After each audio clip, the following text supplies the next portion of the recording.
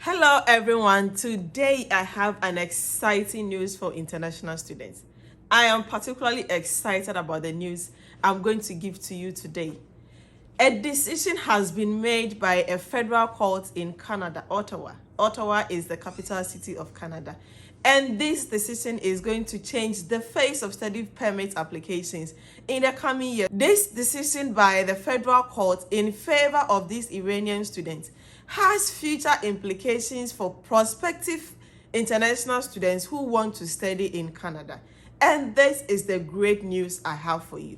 If you want to know all the details of this great news, kindly stick around and watch the video till the end. Welcome to my channel. My name is Grace Opare. You can simply call me Grace. If this is the first time you are chancing on my channel, kindly take some time to subscribe to the channel. If you are a returning subscriber, I thank you so much for always coming back to watch my videos. Kindly give it a like, share, and let others also get to know about this great news. Now, let's go straight into the video and let's look at the details of this case. Now, this student is an Iranian. He comes from Iran. His name is Hamid Mouvan. Forgive me if I don't pronounce the name right. But this student had gained an admission to come and study for a master's program in a university in Canada. When this student applied for his study permit application, he was refused on the basis that he had home ties back here in Canada and also in his home country, Iran. Now, when you are doing your study permit application, you are required to show your home ties to your home country. This is to convince the visa officer that when you complete your studies in Canada, you will return to your home country. So they look at the things that you have, your ties, your affiliations, the things you have left back in your home country.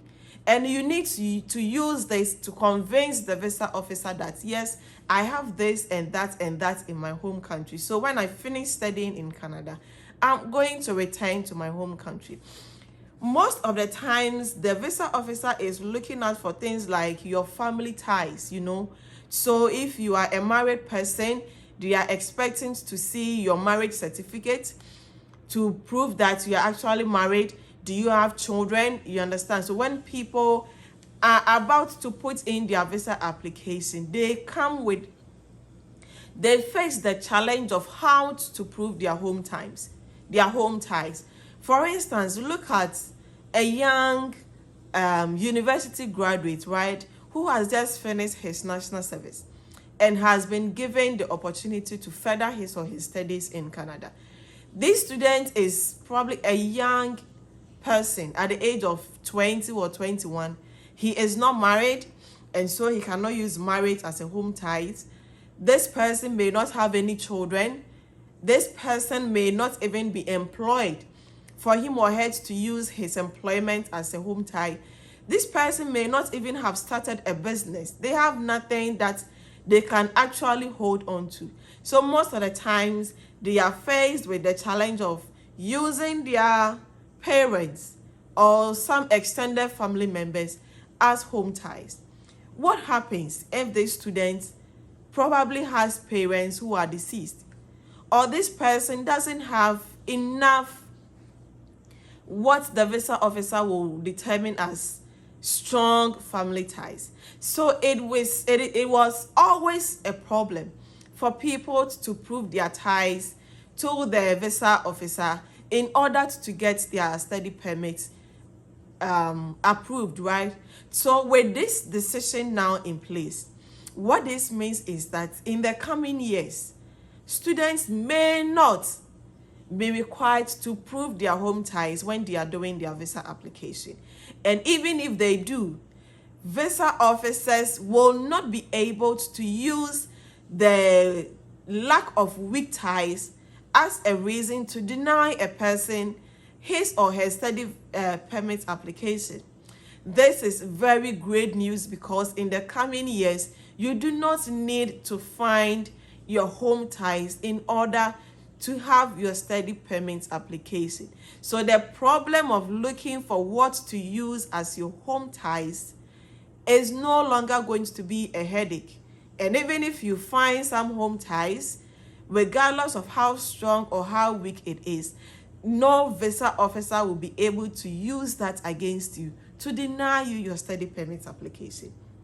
This is the general implication of this ruling that Movan has secured in Canada, and this is going to affect all future study permit applications. So how did these students come to know that his study permit was denied on the basis that he did not have enough home ties or strong home ties to his home country? Now, when your study permit visa application is refused or denied, you are given a refusal letter in your GC account. This refusal letter is usually generic. It doesn't say in specific terms what informed the visa officer to deny you that decision, right? So what you need to do is to request for what they call GCMS note. The GCMS note gives detailed information on the reasons that informed the visa officer to deny you your visa application. So this GCMS note gives you the information that you need to be able to know that in real terms, this is what led to my visa refusal. And this is what the students use to challenge the RLCC in court.